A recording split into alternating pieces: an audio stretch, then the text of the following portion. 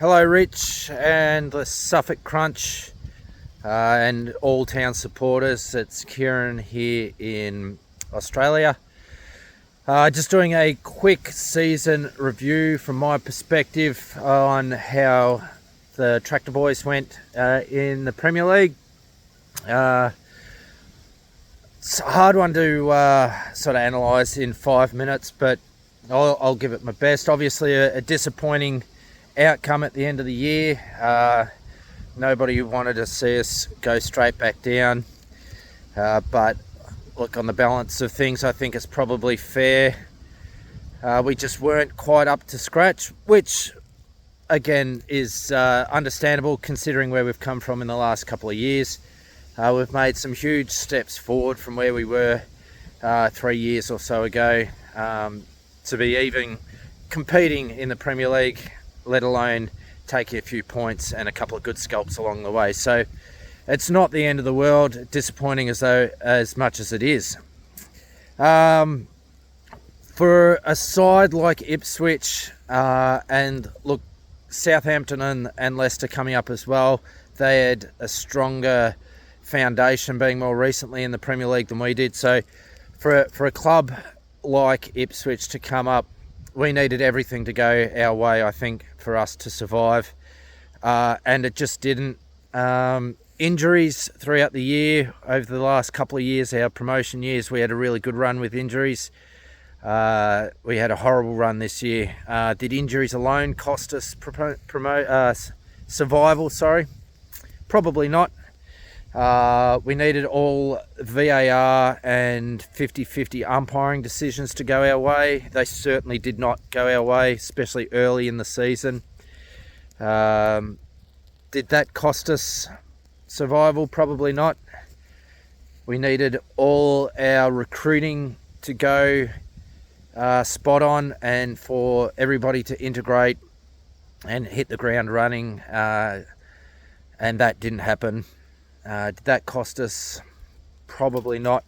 But when you put all those things together, like I said, everything needed to be perfect for us to stay up. And you put those things together, and we were never really in the hunt. I think had a couple of VAR decisions gone our way early on, we get that penalty against Everton, which was awarded, and then somehow VAR chalk it off. When Chappers gets assaulted in the box against Leicester and no penalties awarded, then Calvin Phillips is sent off moments later. Look, who knows? It could have been 6 more points early on in the year. Confidence builds and away we go. But it is what it is. We can't change that now. As the season went on, it became harder and harder. Most games here are on midnight or 1 in the morning for us in Australia. All through League One and the Championship promotion seasons, I got up for every game. As many of you know, I am a train driver, I'm a shift driver, so I work odd hours and fatigue management's really important for me, but I still managed to get up and watch all those games. Probably the first 2/3 or 3/4 of this season, I was getting up watching every game live as well. But as the season dragged on and it became more and more apparent that we weren't going to stay up, it was harder and harder to get up and watch them live. I still watched all bar probably the last 4 games in full. But I think that was sort of reflected generally in the fan base.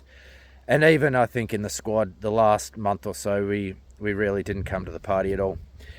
But if you put the football things aside, I've got a 6-year-old, in fact he turns 7 in 2 days, 7-year-old son who's football obsessed. And he's been wearing his Ipswich Town Premier League top every opportunity he can. He's got Liam Delap on the back. First question every Sunday morning when he wakes up is, did Ipswich win and how many goals did Liam Delap get? And he loves walking around in the schoolyard with his Premier League logo on it. So in the era of Messi and Ronaldo, we've won over another generation of fans because my boy is walking around with his Ipswich Premier League top proudly on. So all is not lost. We need next season to reform. There's going to be a lot of change. I think the midfield in particular, we don't really know until we see who we lose. But the midfield, regardless, needs a revamp. We definitely need at least one more striker in.